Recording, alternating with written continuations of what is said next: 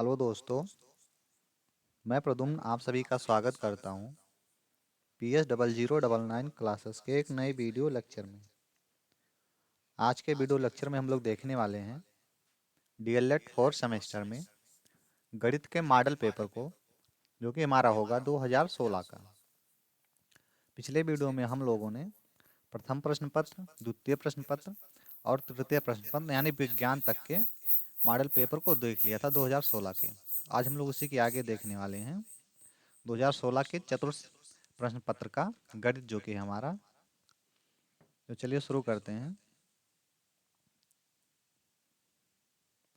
प्रश्न नंबर 1 है, किसी संख्या के वर्गमूल में केवल 2 अंक हैं तो वह संख्या होगी। यानी कोई भी संख्या हो, उसके वर्गमूल में केवल 2 संख्या हैं। यानी जैसे मान लीजिए 10 दिया गया है और दूसरा दिया गया है ये 99। तो इसमें देखिए इसका वर्गमूल है, इसकी 2 संख्या है। तो अगर हम 10 का वर्गमूल देखेंगे यानी वर्ग देखेंगे, ये वर्गमूल दिया है, इसका वर्ग अगर हम लोग करते हैं तो इसका आपका हो जाएगा अंडर रूट में हो जाएगा आपका, इसका ये हो जाएगा 100। अगर हम लोग 99 का करते हैं तो 99 का आपका होता है 9801। ये हो गया। यानी किसी संख्या के वर्गमूल में केवल 2 अंक हैं, जिससे यहाँ दिया गया है, तो वह संख्या होगी। ऑप्शन दिया गया है 1 या 2 अंकों की, 2 या 3 अंकों की, 3 या 4 अंकों की, 4 या 5 अंकों की।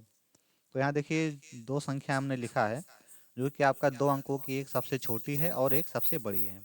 तो सबसे बड़ी वाले की टोटल अगर हम देखें वर्गमूल का संख्या यानी वर्गों की संख्या, तो ये इसका है 4 और इसमें है तो 3। तो इसका राइट आंसर हो जाएगा आपका ऑप्शन नंबर सी, 3 या 4 अंकों की। अगला क्वेश्चन देखते हैं। क्वेश्चन नंबर 2 दिया गया है,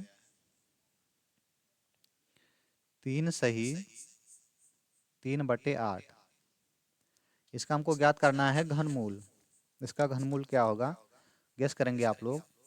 तो ये देखिए सही बटे में है, इसको हम लोग बटे में करेंगे तो आपका इससे इसमें गुणा होगा और इसमें जोड़ा जाएगा। तो 8 त्रिक 24 और 24 3 27, 27/8 हो गया। अब इसको हमको घनमूल ज्ञात करना है, तो इसको हम लोग लिख लेते हैं करड़ी में।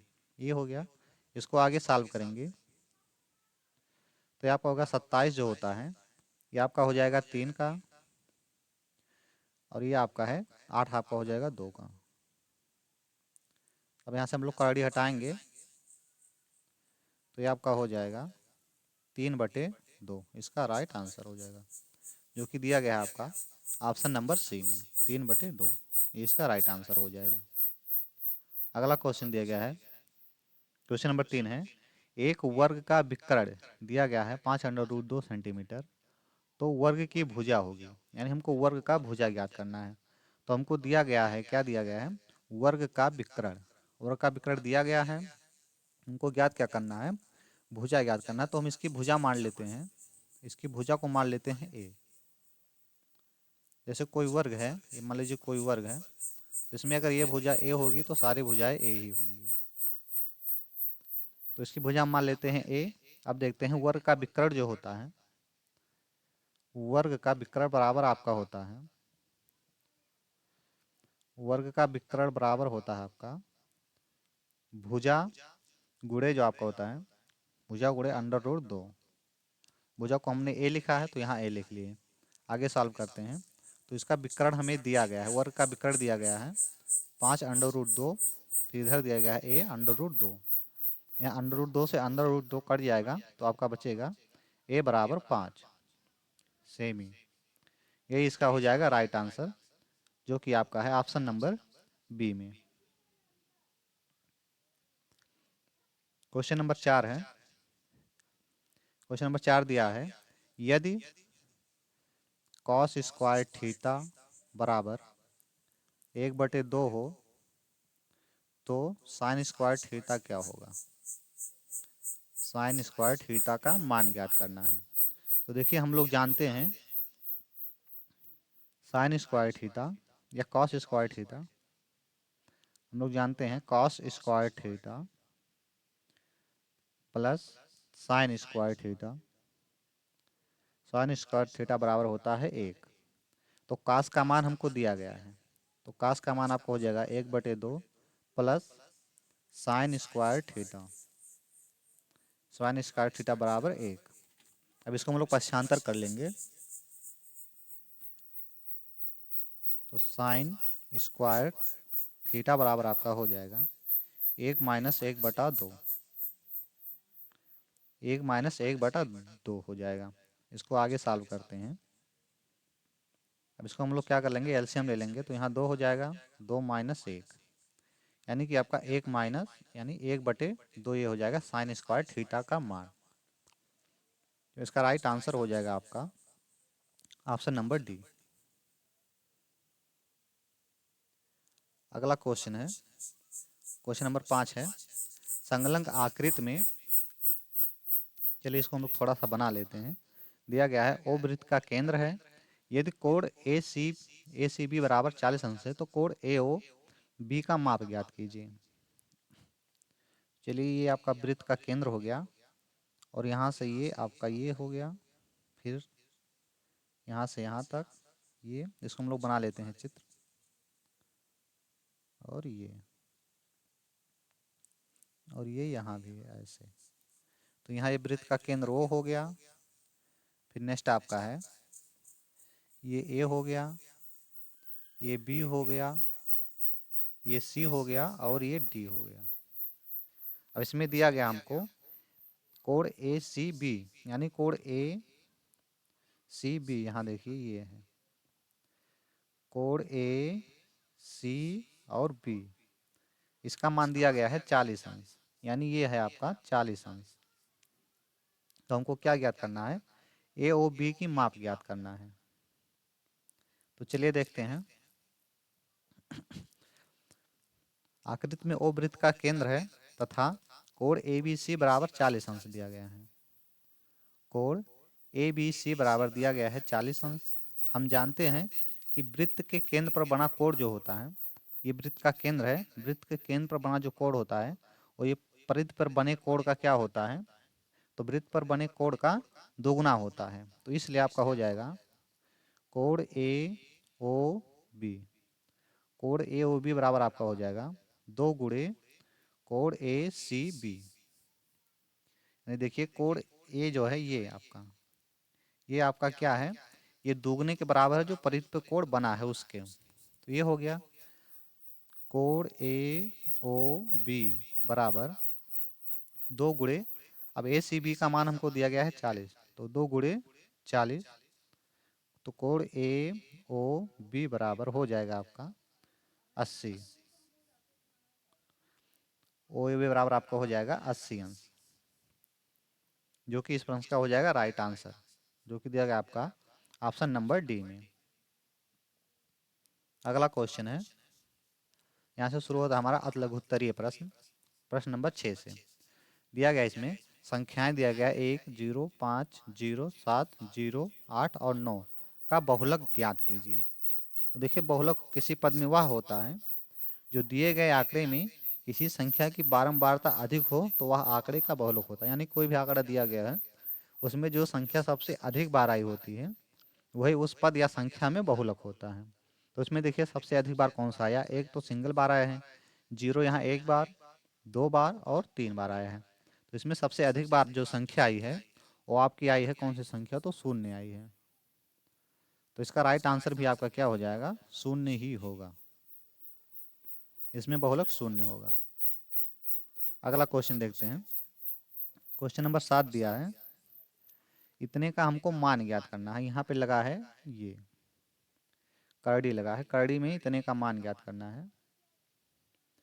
तो चलिए देखते हैं करड़ी में इसका मान क्या होगा। इसका अगर हम लोग देखें तो ये आपका हो जाएगा 5 का वर्ग गुणे ये आपका हो जाएगा 7 का वर्ग, यानी 7 का क्यूब, सॉरी ये 7 का क्यूब हो जाएगा और ये 5 का क्यूब हो जाएगा। अब अंडर रूट हटेगा तो आपका ये हो जाएगा 5 गुणे 7 बराबर आपका हो जाएगा 7 पचे 35। ये हो जाएगा इस प्रश्न का राइट आंसर। अगला क्वेश्चन देखते हैं, क्वेश्चन नंबर 8 है, एक लंब वृत्तीय बेलन के आधार की त्रिज्या दिया गया है 5 सेंटीमीटर, यानी आर बराबर दिया गया है 5 सेंटीमीटर, 5 सेंटीमीटर, ऊंचाई दिया गया है 14, यानी ऊंचाई जो है हमारा यच बराबर दिया गया है 14 सेंटीमीटर। तो बेलन का वक्र पृष्ठ ज्ञात करना है। तो चलिए बेलन के वक्र पृष्ठ का जो सूत्र होता है, बेलन के यानी बेलन का वक्र पृष्ठ बराबर आपका होता है, बेलन का वक्र पृष्ठ बराबर, बेलन का वक्र पृष्ठ बराबर आपका होता है 2 पाई आर एच। इसमें से आपका ये 2 हो गया। पाई को हम लोग ये चाहे ऐसे रखें चाहे इसका मान लिख लें।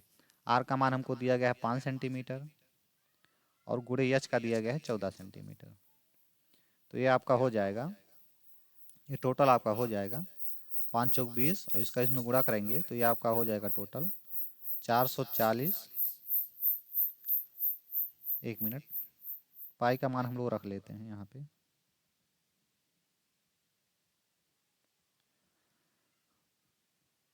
बाईस गुणे 7 इंटू 5 इंटू 14।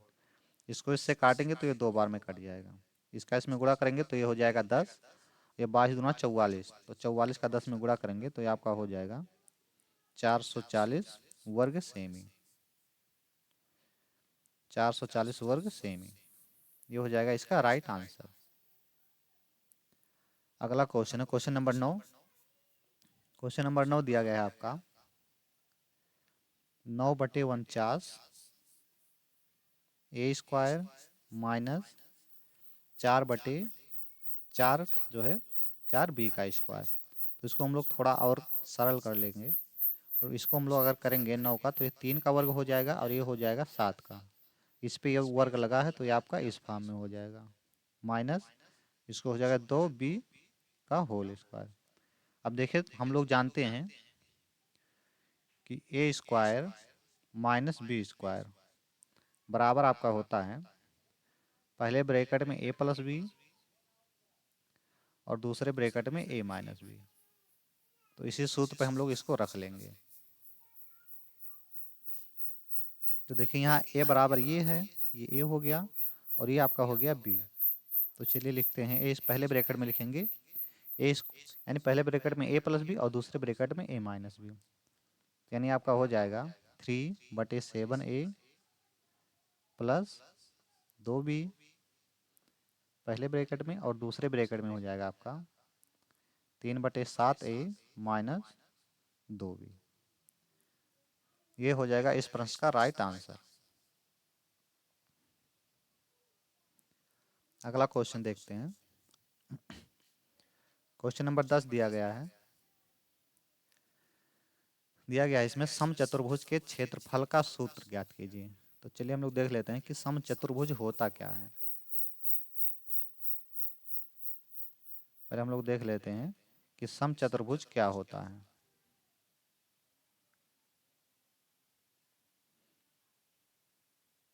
समचतुर्भुज आपका वर्ग ही होता है, बस इसकी भुजाएं क्या होती हैं, तिरछी होती हैं थोड़ी सी, कुछ इस तरह से। तो ये आपका होता है समचतुर्भुज। तो देखिए समचतुर्भुज का क्षेत्रफल उसके विकर्णों के गुणनफल का आधा होता है, यानी जो इसका विकर्ण है ये भी इसका जो विकर्ण होगा इसके गुणनफल का आधा होगा।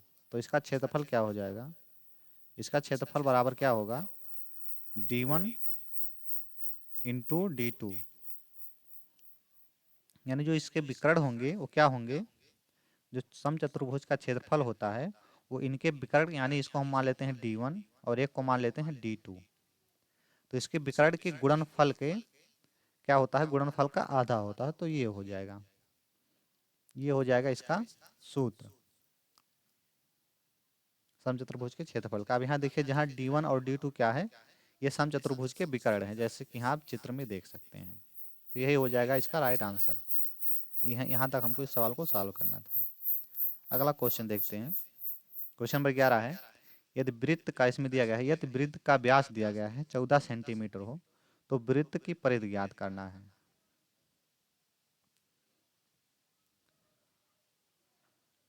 तो चलिए देख लेते हैं। ये हमारा दिया गया है वृत्त, इसका केंद्र हो गया और इसमें दिया गया है ये इसका व्यास हो गया। व्यास दिया गया है कितना, तो 14 सेंटीमीटर।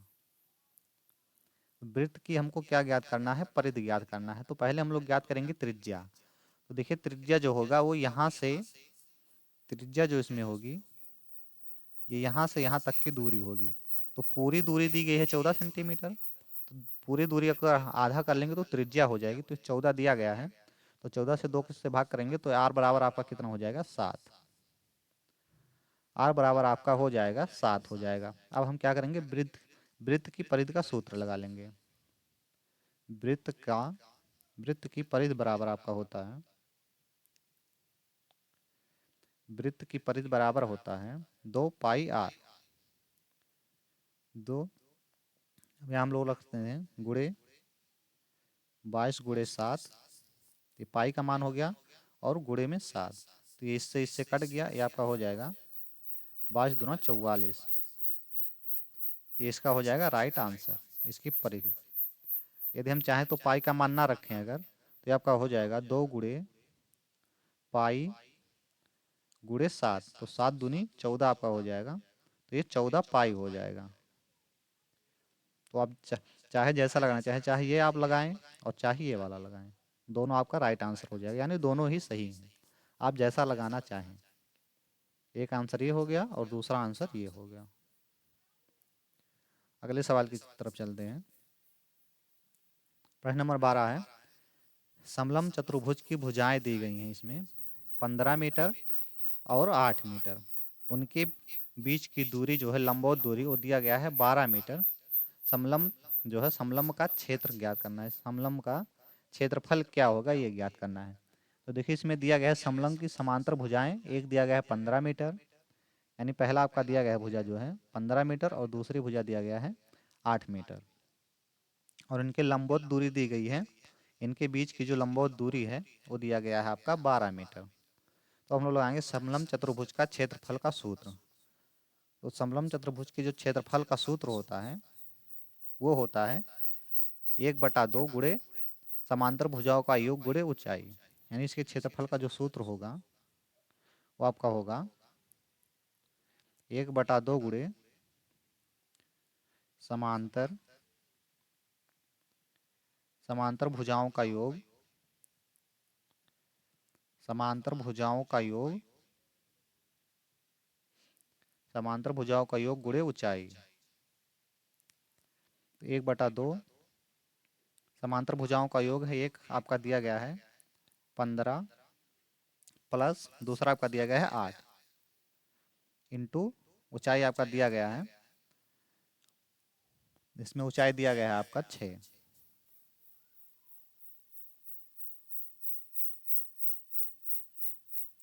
ऊंचाई जो है इसकी 6 है, 6 नहीं सॉरी 12 दिया गया है यहाँ, ये है। इनके बीच की लंबवत दूरी जो होगी यही ऊंचाई होगी इसका। तो ऊंचाई आपका दिया है 12 सेंटीमीटर। यहाँ से 2 से हम इसको काटेंगे तो आपका 6 हो जाएगा। तो इधर यस को जोड़ेंगे तो आपका 23 हो जाएगा, और 23 में गुणे 6, 23 गुणे 6 बराबर आपका हो जाता है 138 वर्ग सेमी। 138 वर्ग सेमी, ये हो जाएगा इसका राइट आंसर। अगला क्वेश्चन, क्वेश्चन नंबर 13 दिया गया है, समीकरण 6x² माइनस एक्स माइनस 2 बराबर 0 को हल कीजिए। तो देखिए हम इसको इस तरह से हल करते हैं, 6x² माइनस एक्स माइनस 2 बराबर 0। तो देखिए पहले हम लोग क्या करेंगे, इस संख्या का इसमें गुणा करेंगे। तो गुणा करेंगे तो टोटल जो आपका आ जाएगा वो आ जाएगा 12। अब 12 को हमको इस तरह से तोड़ना है कि गुणा करने पर 12 आ जाए और घटाने पर 1 आ जाए। यानी गुणा करने पर 12 है और घटाने पे जो बीच में संख्या होती है वो मिलनी चाहिए। तो देखिए इसको हम लोग अगर गुणा करेंगे, 4 गुणे 3 करेंगे तो ये आपका हो जाएगा 12। फिर उसके बाद में अगर हम 4 से 3 घटाएंगे तो आपका हो जाएगा 1। तो यही हो जाएगा इसका गुणनखंड। अब इसको हम लोग इसमें रखते हैं, इसी के स्थान पे रखा जाएगा 6x²। अब इसको हम लोग रखेंगे 4 माइनस 3, यक्स को बाहर कर लेंगे, माइनस 2 बराबर 0। 6x², ये माइनस ब्रैकेट खुलेगा तो ये -4x, ये माइनस माइनस प्लस, तो प्लस 3x माइनस 2 बराबर 0। अब यहाँ दो पदीय, एक पदीय हो गया, एक पदीय हो गया। अब दोनों में हम लोग कॉमन ले लेंगे, तो इसमें से कॉमन होगा आपका 2x कॉमन हो जाएगा, तो इधर बचेगा 3x माइनस 2। इधर एक कॉमन ले लेंगे तो इधर बचेगा 3x माइनस 2 बराबर 0। अब इसको हम लोग एक ब्रैकेट में कर लेंगे, इस दोनों को एक ब्रैकेट में कर लेते हैं। 3x माइनस 2 एक ब्रैकेट में, और इसको इसको एक ब्रैकेट में, 2x प्लस 1 बराबर 0। अब इसके आगे सॉल्व करते हैं।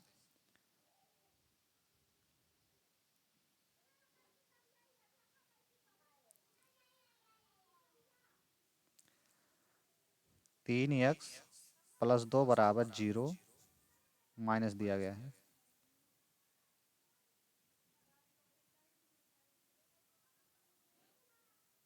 तो आपके इधर हो जाएगा यक्स बराबर, हम करेंगे इधर, इसको इधर लेके जाएंगे तो ये आपका प्लस में हो जाएगा, और ये गुणे में है तो ये आपका हो जाएगा बटे में।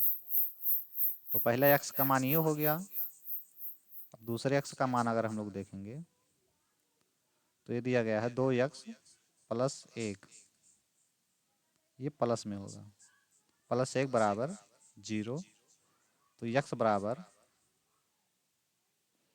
माइनस 1 इधर जाएगा, ये इधर जाएगा तो बटे में 2, यानी एक इसका मान ये हो गया और एक ये हो गया, यानी यक्स बराबर 2 मान आया है। यक्स बराबर 2/3 माइनस 1/2, ये हो जाएगा इसका राइट आंसर।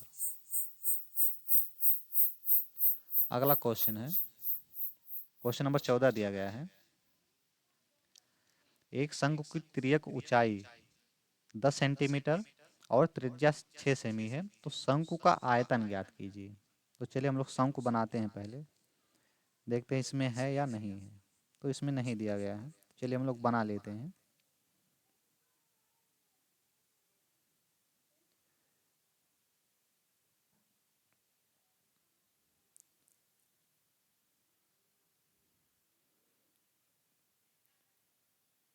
ये हमारा शंकु दिया गया है, ये है शंकु, ये यहाँ से यहाँ तक, ये शंकु हो गया। इसमें दिया गया है ये यल है, इसमें ये यच है, और इसको हम लोग मान लेते हैं आर, ये आर है।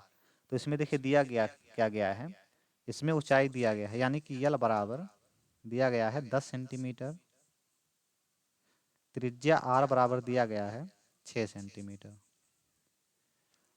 तो हमको क्या ज्ञात करना है, शंकु का आयतन ज्ञात करना है। तो शंकु का आयतन ज्ञात करने से पहले हम लोग क्या करेंगे, इस वाली ये जो भुजा है इसका मान ज्ञात करेंगे। तो इसका मान कैसे ज्ञात करेंगे, तो हम लोग मान लेते हैं कि ये एक त्रिभुज है, यहाँ से ये आपका एक त्रिभुज हो गया, यहाँ से यहाँ तक ये पूरा ये एक त्रिभुज हो गया, जिसमें ये आपका हो जाएगा 90 अंश। आर बराबर आपका दिया गया है, यल बराबर दिया गया है, तो यच हमको ज्ञात करना है। तो हम लोग लगाएंगे पाइथागोरस प्रमेय। पाइथागोरस प्रमेय से आपका हो जाएगा यच स्क्वायर बराबर हो जाएगा आपका आर का स्क्वायर और माइनस यल का स्क्वायर।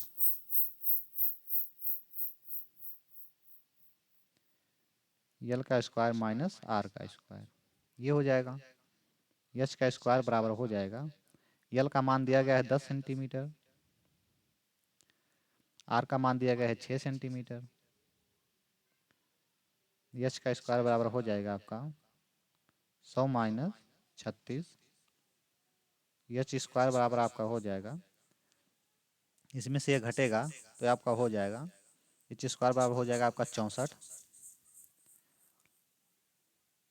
तो यच बराबर आपका हो जाएगा, यच बराबर आपका हो जाएगा 8। यहाँ यच का मान हमको मिल गया है।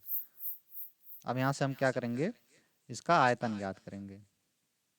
तो देखिए इसके आयतन का जो सूत्र होता है वो आपका शंकु का आयतन बराबर होता है, शंकु का आयतन बराबर, शंकु का आयतन बराबर होता है आपका 1/3 पाई आर स्क्वायर एच। बस हमको मान रख लेना है, तो 1/3 पाई का मान अगर हम रखना चाहें तो रख लें, नहीं तो इसको ऐसे ही रहने दें। तो इसको ऐसे ही रहने देंगे, कैलकुलेशन में थोड़ी आसानी होगी। ये हो गया। फिर ये आपका हो जाएगा 36 गुणे 8। ये आपका हो गया 36 गुणे 8। 36 गुणे 8 1/3 पाई। इसको हम लोग कैलकुलेशन यहाँ करके लिख लेते हैं। इसको हम लोग काटेंगे तो यहाँ से हो जाएगा 12। तो ये आपका हो जाएगा 12 अट्ठे 96, यानी 96 पाई, 96 पाई वर्ग सेंटीमीटर हो जाएगा। शंकु का आयतन जो हो आपका हो जाएगा वो 96 पाई आपका हो जाएगा, 96 पाई वर्ग सेंटीमीटर। ये हो जाएगा इसका राइट आंसर।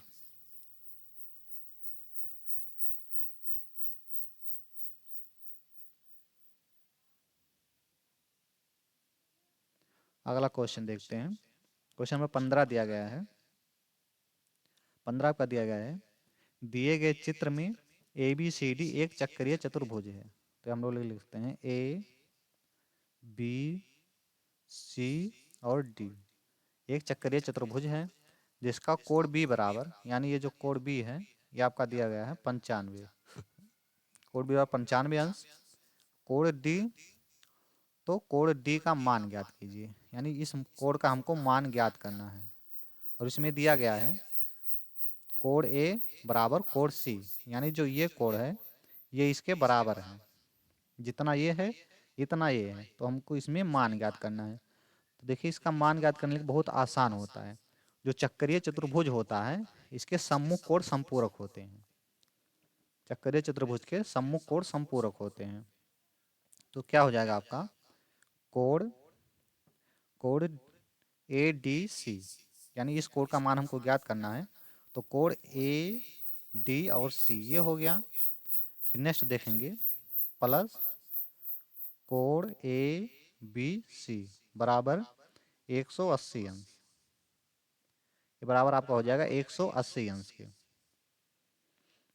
कोण ए डी सी प्लस यहाँ बी का मान हमको दिया गया है इतना, बराबर 180 अंश। कोण ए डी सी बराबर 180 माइनस 95। तो ये आपका हो जाएगा कोण ए डी सी बराबर आपका हो जाएगा 85। ये आपका हो जाएगा 85 अंश।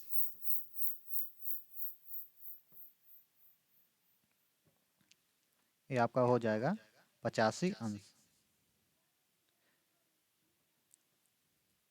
ये आपका हो जाएगा।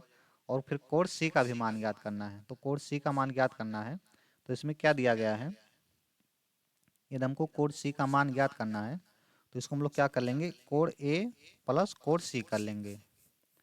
यानी कि कोण ए, दूसरे पेज में लगाते हैं इसको, कोण ए प्लस कोण सी ये बराबर कितने का हो जाएगा, तो ये आपका होगा 180 अंश। यानी कि ये दोनों आपस में बराबर हैं तो इसको हम मान लेते हैं 2।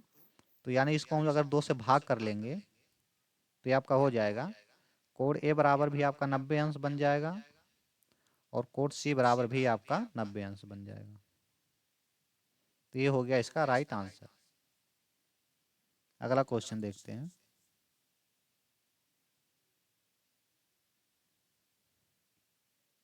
क्वेश्चन नंबर 16 है, संख्या इतने में माध्यिका ज्ञात करना है। 7 14 12 19 21 24 और 11 की माध्यिका ज्ञात करना है। तो माध्यिका ज्ञात करने के लिए सबसे पहला काम हम लोग करते हैं, आंकड़ों को आरोही या अवरोही क्रम में लिख लेते हैं। तो चलिए इसको हम लोग आरोही क्रम में लिख लेते हैं। आरोही क्रम, आरोही क्रम में इसको लिखेंगे तो हम लोग क्या लिखेंगे, पहले सबसे छोटा, फिर उससे बड़ा, फिर उससे बड़ा और लास्ट में सबसे बड़ा। 19 21 और 24 ये हो गए टोटल संख्याएं। टोटल संख्या आपकी कितनी है, तो वह है 7, जो कि आपका है विषम संख्या। इसका 2 सूत्र होता है अलग, जब आंकड़े सम होती हैं तो अलग सूत्र लगेगा और विषम होंगी तो अलग सूत्र लगेगा। तो आंकड़े यहाँ विषम है, तो इसमें माध्यिका बराबर आपका हो जाएगा, माध्यिका बराबर आपका हो जाएगा n+1/2 वां पद, वां पद। तो n बराबर हमारा दिया गया है 7 + 1/2, यानी कि इसको जोड़ेंगे तो 8 आपका हो जाएगा, 8 8/2 यानी कि 4 हो जाएगा, चारवां पद। चारवां पद इसमें देखिए, चारवां पद कौन सा है, तो 1 2 3 और 4, चारवां पद आपका है, तो आपका है 14। तो इसकी माध्यिका हो जाएगी 14, ये हो जाएगा इसका राइट आंसर। यदि आपको इसी यही क्वेश्चन ऑब्जेक्टिव टाइप प्रश्न में पूछता है तो आप क्या करेंगे, माध्यिका पूछा तो आप उसको आरोही क्रम में लिख लेंगे, आरोही या अवरोही क्रम में लिख लेंगे। यदि जब विषम होगी आंकड़ों की संख्या तो आप क्या करेंगे, जो सबसे बीच का होगा वही इसकी माध्यिका हो जाएगी। यदि सम दिया गया होगा तो जो बीच में होगा उसमें 2 डिजिट होगा, बीच में उसके 2 होगा, तो दोनों को जोड़कर उसका आधा कर लेंगे तो सम संख्या का माध्यिका आ जाएगी। क्वेश्चन नंबर 17 है, दो संख्याओं का योग दिया गया है 24, उनमें से एक संख्या जो है और दूसरी की दोगुनी है, तो संख्या बताइए। तो देखिए इसमें दो संख्याओं का योग दिया गया है, दो संख्याओं का योग, दो संख्याओं का योग, दो संख्याओं का योग बराबर दिया गया है 24। अब इसमें से देखिए पहली संख्या जो है वो दूसरी संख्या के दोगुनी है, तो एक संख्या को हम मान लेते हैं यक्स, पहली संख्या है एक संख्या, ये आपका है बराबर यक्स। और देखिए तो दूसरी संख्या क्या होगी, दूसरी संख्या, दूसरी संख्या दिया गया है, जो दूसरी संख्या है वो दोगुनी है, तो दोगुनी हो जाएगी, यानी कि यक्स गुणे 2 हो जाएगा, या 2 गुणे यक्स हो जाएगा। तो इसको हम लोग लिख सकते हैं 2 × यक्स, ये हो गया। अब इसलिए हमको क्या ज्ञात करना है, तो दो संख्याओं का योग दिया गया है, वो कितना दिया गया है, दो संख्याओं का योग 24, पहली संख्या यक्स, दूसरी संख्या 2 यक्स, ये हो गया। अब इसको हम लोग सॉल्व कर लेंगे, तो यहाँ 1 यक्स, यहाँ 2 यक्स, तो ये आपका हो जाएगा 3 यक्स बराबर 24। तो यक्स बराबर 24/3, यक्स बराबर आपका हो जाएगा, इसमें से यक्स बराबर आपका हो जाएगा 8। ये पहली संख्या हो गई, यानी पहली संख्या हमारी कितनी दी गई है, पहली संख्या है 8। अब दूसरी संख्या इसकी 2 गुनी है, यानी कि क्या होगा 2 गुनी, तो 2 गुणे यक्स दिया गया है, तो यक्स का मान हम लोग रख लेंगे। तो 2 गुणे यक्स का मान दिया गया है 8, तो ये आपका हो जाएगा 8 त्रिक, यानी कि सॉरी, हाँ ठीक है 8 दिया गया है, इसका इसमें गुणा करेंगे तो ये आपका हो जाएगा 16। तो दूसरी संख्या 16 और पहली संख्या 8। अगला क्वेश्चन और इस वीडियो का लास्ट क्वेश्चन, इसमें दिया गया है 10 सेंटीमीटर त्रिज्या वाले वृत्त की जीवा 16 सेमी लंबी है, तो केंद्र से जीवा की दूरी ज्ञात कीजिए। यानी देखिए ये कोई वृत्त है, यहाँ पे ये एक वृत्त हो गया, इस वृत्त में दिया गया है ये इसका केंद्र वो है, ये ओ इसका केंद्र है, और ये आपका है ये जीवा हो गया, ये आपका त्रिभुज दिया गया है, जिसमें से इसको हम लोग मान लेते हैं ए, ये हो गया, ये हो गया डी, और ये हो गया बी। ये इतना में दिया, यानी कि वृत्त की त्रिज्या इसमें दिया गया है 16 सेंटीमीटर, वृत्त की त्रिज्या, यानी कि ये जो है ये इसकी त्रिज्या हो जाएगी, तो 16 ये भी हो जाएगा, त्रिज्या है 16 ये भी हो जाएगा, ये दोनों त्रिज्या है, तो 16 16 हो गया, जिसमें ए भी एक जीवा, यानी ये एक जीवा है, ए बी जीवा और वृत्त में ओ केंद्र, तो त्रिज्या बराबर आपका हो जाएगा ए ओ बराबर ए बी, यानी कि ये बराबर हो जाएगा आपका इसके, ये इसके बराबर हो जाएगा। और हम जानते हैं कि वृत्त के केंद्र से वृत्त की जो जीवा पर डाला गया लंब होता है वो जीवा को समद्विभाजित करता है, यानी जो ये लंब डाला गया है ये इस जीवा को बराबर भागों में बांटता है, तो ये भी ये बराबर हो जाएगा इसके, ये बराबर आपका हो जाएगा इसके, यानी कि आपका हो जाएगा, ये आपका हो जाएगा AD बराबर, AD बराबर DB बराबर 8 सेंटीमीटर, ये हो जाएगा 8 सेंटीमीटर। अब हम लोग देखते हैं त्रिभुज DOB में, त्रिभुज डी ओ बी में,